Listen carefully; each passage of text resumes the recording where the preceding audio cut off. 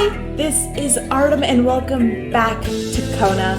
One quick message before we jump into this. I just wanted to remind you guys of my Patreon. I did fire it up recently. I just wanted to let you know that I was there. Now, that's my only announcement. On to part 5 of this game.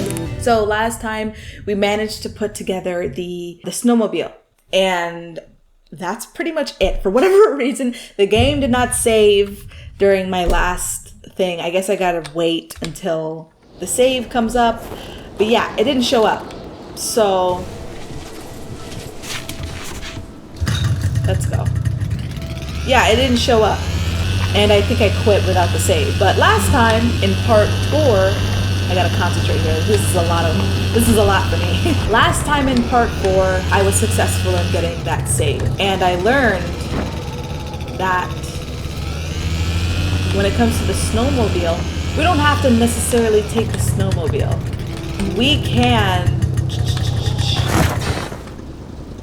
decide. We can decide. Yeah, we can decide what we're gonna take. And I'd rather let's go ahead and take the tools back with us. And the bottle of water. Empty bottles. I mean, what could we possibly need those? Let's go back because I'm like super greedy. Oh man. Okay, I honestly have no freaking idea what's going on. I think these things may share an inventory. I really don't know. But I prefer the car. I think last time I was getting a little bike sick. I don't know.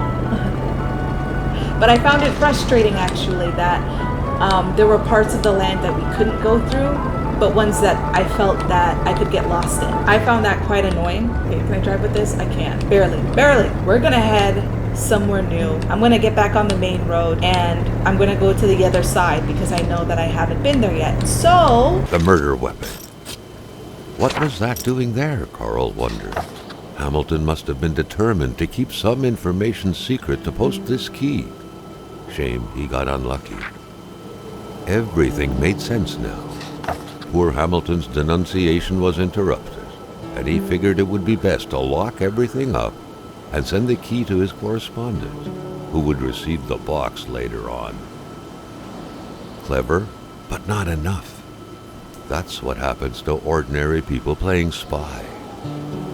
Nobody kills a rich patient to start a revolution. It didn't make any sense.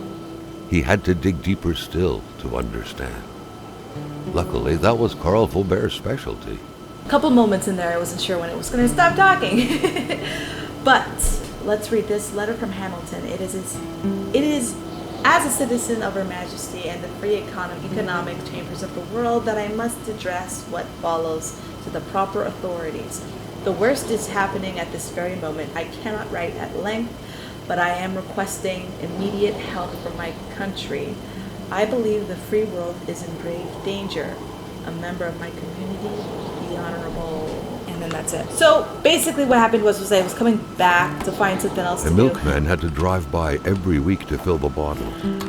The fresh milk. There's a tree in the way. So I stopped to double check to make sure that this was the one and only general store. I just wanted to be certain, and it looks like it's the exact same general store. So I'm gonna go ahead and get back into the truck, and I will be back in 1 more minute. This game feels like it's more driving than anything. I think that's the thing with this game. There's a lot of driving, and maybe I'm a little bit biased because I'm not the best driver. So, but I really want to explore all the regions, and it's very difficult to do that. Drive with the map. Ooh, this is dangerous. There are things here. So a few things going on here. This, and then we have that mailbox over there. Anything in it? No, doesn't look like it. Now here's a log pile. Staircase? Log. I don't think I've been to before, so let's visit. Please don't shoot at me. I don't need any more. I don't need any more wood, I don't think. Oh. Don't say. I'm not taking up my camera for any more of those. But let's go ahead and run inside and see what's going on. I'm determined to finish this. The air was freezing, right down to the bone. Let's go ahead and get out my handy dandy flashlight. There we go. Looks like the holes in that puzzle are there to stay. Please nothing weird. Just please nothing weird. I got a water bottle. Boop. need those. Honestly, anytime I'm in a room with one of these things, they're so freaky. Oh, I thought that was legs. I thought these were somebody's actual legitimate legs. Okay. Ooh, you know what? I don't have another log on me. Now we start a fire. It's a little bit warmer in here. That window had seemingly been left open for a while, Carl thought. Given the punishing weather, it couldn't have been intentional. Okay. Ooh. The pot was cold, and the stew inside wasn't cooked. It's likely that poor Giselle was slow cooking it before she got snapped. What a waste. Aww. The otherworldly ice had struck again. The woman's hopes and dreams were frozen in eternity.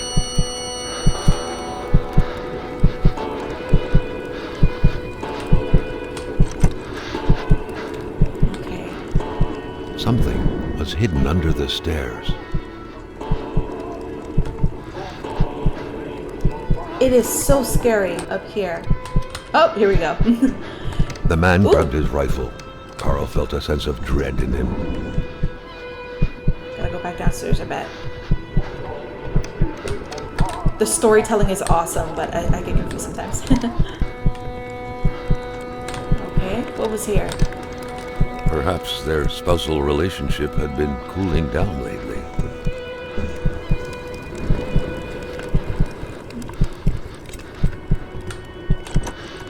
It seemed like secrecy was commonplace in this house. Oh my gosh, she's hiding something too.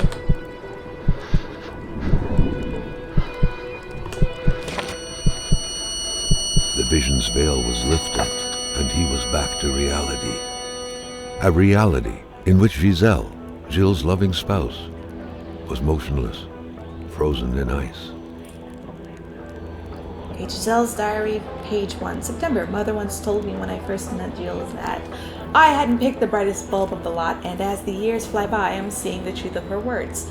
Always trust your mother's wisdom. That blackmailing scheme is a prime example of Gilles' brightness. He's like a small dog. He thinks he's bigger than he actually is. He growls, genuinely thinking he's scary, but everyone knows he can be pushed aside with just a little kick. He truly believes he can blackmail Hamilton, the big boss himself. It's going to be a long time in hell before my poor Gilles can manage to pull off such a feat. After all, Hamilton's rich, learned, and an influential man. Not only is that blackmailing idea bad to begin with, let's be honest, Gilles is way out of his league. But Gilles doesn't even know how he's actually going to carry this out. I don't even think he ever would. He's just throwing random threats out loud in the kitchen. He says he'll do it eventually, but I know better. Successful blackmailing requires masterful cunning, and Gilles is master of nothing. He is a slave and forever will be. I often look at that safe he keeps hidden in the big wall in which he stores all these incriminating documents he intends to use. And I just can't come to grips with the sheer ridiculousness of the whole thing. Oh, there's a page 2? How many pages? Okay, just one more page. It is true that Hamilton would still have to figure out the combination of the safe where everything is hidden. Only problem is, Gilles himself tends to forget the combination. He has a trick to help him remember his father's first initial, followed by 3 numbers I had to engrave behind his pendant. Who could possibly have a hard time remembering 3 simple numbers but my Gilles? October, Gilles has trouble sleeping. He will flail his arms and legs in his sleep. I told him that this blackmail business would be hard on him, but that's the problem with idiots. They always think they're the smartest person around, no matter how hard you try to shake them. Hamilton will find out, and then we're done for. We'll have to move to Valdor and live with the small fry. I'm shaking as I'm writing this. I cannot believe I have taken part in this tragedy. I haven't done anything. Why do I feel so guilty? Poor girl, she was so young. Every single time I exit like a thing, I'm scared to, because I don't know what or who's going to be there. Even though this game hasn't done anything like that so far, it feels like it. Looks like they've repainting the whole house. Oh, okay. I don't have any more bottles. So far, the unpacked boxes suggest they just moved here. Okay. Awesome. Obviously, I just have to inspect every nook and cranny. Saving! I like to see it. Okay. Anything else? Looks like... Oh, wait! You can turn on the lights. Oh, let me save my batteries. Alright, let's get out of here. Can I turn on the lights in here? Oops. Close. There we go. Oh, look. Upstairs. Let's open up here. Okay, nothing. Those raisins? Yeah, they look like raisins. But nothing up here. Nothing up there. Nothing over here. Nothing. I am honestly getting to that area. Like, I am. Seriously. Can I get over there? I don't think so. So, I have yet to find a clock that works. Scary. Sorry, I'm still trying to figure out what exactly is going on here. But I can tell you that I did do a little bit of research. Moving. What a pleasant activity. Of course, you'll find the record player only to find the records weeks later in some random box. As I was saying, when I looked on YouTube to see other... Many boxes scattered about. Carl didn't need to summon his detective training to quickly figure that the Lachances had just moved in. And I realized a lot of people finished this game in like a couple of hours. I don't know how. I'm willing to bet they played it like a million times. But I do just inherently suck as well. So the general store, along with several more infrastructures in the area, had been acquired by wealthy industrialist William J. Hamilton. Perhaps the village should be rechristened Hamiltown. Founded by Bertrand Lachance more than 20 years ago, the general store, better known as Chez Lachance, is one of Manistan's economic mainstays since the passing of its aged owner. However, business wasn't as blooming as it once was. Gilles Lachance, inheritor of the humble establishment, had no choice but to sell everything to William Hamilton, the rich and famous businessman who sparked a major controversy last year when he announced the reopening and expansion of his copper mine. As of now, operations at the general store are expected to remain unchanged despite the change of hands. Gilles Lachance still helps register. Eek. Okay. It felt like old people were all these walls could see for years. The Lachances could hardly be blamed for wanting to freshen things up a bit. Why is there always a radio? It's always the same kind of radio, playing the same, what feels like 2 or 3 songs. A mess. Clearly, there was some major revamping work underway here. The place looked barely habitable. Easy. Many boxes scattered about. Carl didn't need to summon his detective training to quickly figure that the Lachances had just moved in. Oh my gosh, I will literally not select another box. I find it hard to because I want to know everything. Oh, 10 more Polaroid films. A nice white coating would restore the room to its charm of olden days. Beautiful portrait of Gilles and Giselle, bound together by the chains of conventional love. Box full of Harlequin olive. A nice white coating. Oh my god, no. It looks like they don't like the look of this place. No, forget it. No. You're gonna say the same thing. Bye. I'm scared of these things, man. Alright, let's get out of here. Oh no, there's nothing in there. Alright, let's get the Smurf out of here. This is enough. Alright, let's get out. Hey, wait a minute. The crossbow bolt stuck into the wooden stairs reminded Carl of the arrow that was said to have hit Achilles' heel. But who was the intended Achilles this time? Was it me? I gotta see. Okay, the hunt. Okay, a strange hunt is underway in the village, and the crossbow bolts left behind are disturbing to say the least. They seem to glow as if they were constantly being heated by fire without that fire spreading from where it was stuck. How was this possible? You feel a bit less lonely. I'm freaking out. I didn't realize, like, is that new? Like, what was happening? Okay, let's get out of here. As I was saying before, I don't know how they finished it so quickly, but I am determined to unravel this mystery. So let's go. All right, let's turn. Yeah, you know, let's just go this way. Go. I'm going to leave my stuff on the side of the road, right here, because I have a sneaking suspicion that I'm going to leave a car out here. So I'm going to leave you right there. 1556. Let's open it. Read the mail. Letter for Wilfred. Dear Mr. Roy, I am writing this because I feel guilty. The other day, Martin and I were taking a stroll not far from your house, and we saw that the door to your shed was open. I wanted us to mind our own business, but Martin likes living on the edge. He took a few shiny things, including some bullets. Now, my dad always told me never to play with those things, but so I immediately put them back, but Martin did the other things. Martin hid the other things. I confess, Mr. Roy, I have so many regrets, but you mustn't call the police. You won't call them, will you? My father would be so angry. I will bring back all of your things, I promise. Okay, we are finally in Eastern ATAMIPEK, so that's pretty cool. I also don't normally read at like a second grade level, but I think I'm just getting used to reading aloud. So there's that. Let's go. Everyone has one of these out here. I just really want to get down to what's happening. I just feel like there's a lot of drama between the people, but I want to know what's leaving them frozen. Please do not shoot me. Oh, an empty bottle. Do I need it though? Yeah, I'll take it. One thing to understand about me is I'm kind of a hoard. If I have an inventory, I'm going to fill it 50 million times. Note from Jean America. Oh, okay. We fled. It was getting too dangerous. More people live in North Manistan. It will be safer there. Oh, okay. Oh, I forgot. This, like, area is, like, pretty much abandoned. It was a classic Canadian house, except for the absent horde of kids that would normally be swarming about. I can tell you, there's a light switch in here. I just defined it. Okay. There we go. I would much rather use this than... Let's say, oh, I don't have any wood. Nah, there's always wood around. There we go. There we are. Okay, naturally nothing. There is the standard radio that comes with every house. Was he a sheriff? You'd think so with a cap like this. Nothing. The last thing I want to see is anything going on outside these windows. I was actually under the impression I was alone, so I'm not okay that there might be other people around. And they're being so secretive. Firing arrows behind my back? What's going on? I mean, that could have just been there before, but like, I don't know. I don't trust it. I don't trust anything. Oh wait, when I found the gun, I actually had to back up away from Simone de Beauvoir, Claude Lévi-Strauss, Hannah Arendt, Roland Barthes. Carl was surprised by the literature filling this liberal-leaning bookcase. Could there really be intellectuals dwelling in this far-off land? I already opened this. My water bottle. It looks like when you do that, when you fill up, oh, this food looks fresh. It looks good. Eat everything. They left. They told us that. Cookie jars are always too high to reach. Hey, I'm trying to open up that. I close. Open this. And there is nothing. Close. That's why it was so hard to maneuver, because I wouldn't close anything behind me. Okay, I think I covered this area. Let's try the hallway next. There's a light here. No reason for me to be wandering around in the dark. Where's the light? Anything else? Nope. The couple radiated something akin to lightheartedness, to freedom. Perhaps some people out there truly found a way to live happily ever after. The photograph was snapped not too far from here, Carl noticed. The couple seemed to be very good friends. A picture of Wilfred in his youth.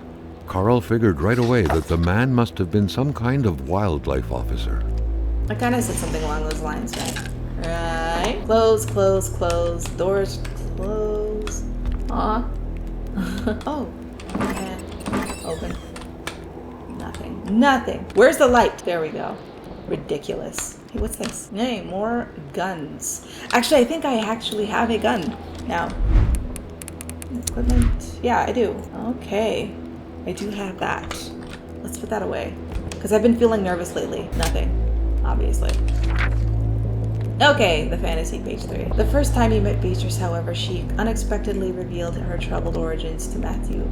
She was adopted at the age of 4, and recalling her former life still gave her a hard time. She played the piano in so graceful a manner that people often thought she may be the natural offspring of a musical virtuoso. She always cried before falling asleep, torn from the inside by a dreadful pain she couldn't explain.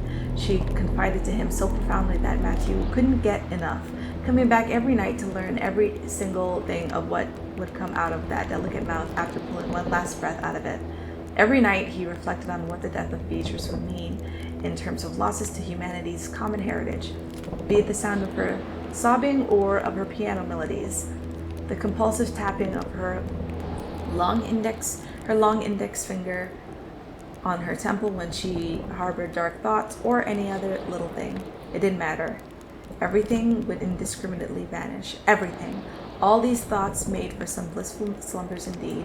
Then days became weeks, and before he knew it, it was Matthew's turn to throw his secrets at her, his hopes, his cries of despair, as if throwing coins in a wishing well. She'll be dead by the end of the month, he promised himself. That's dark. And it looks like we kept it. Hey, what's this? Not a single weapon was left. All of them were gone. So that's a constant. Oh, page 4. Good. The two lovebirds were still going at it at it 7 months later, though confiding fears and desires alike near the fireplace several days a week.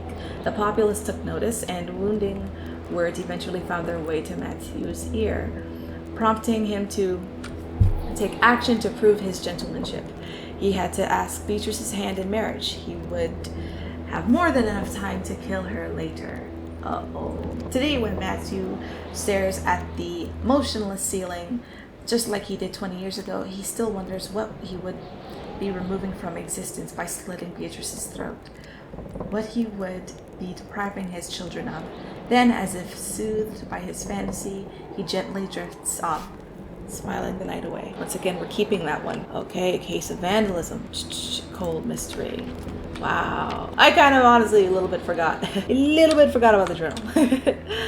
But let's carry on. We'll pick up the pieces as we go along here. Where's the light? All manners of clothing were gone, as if the Rois drove out of town with their closet in tow.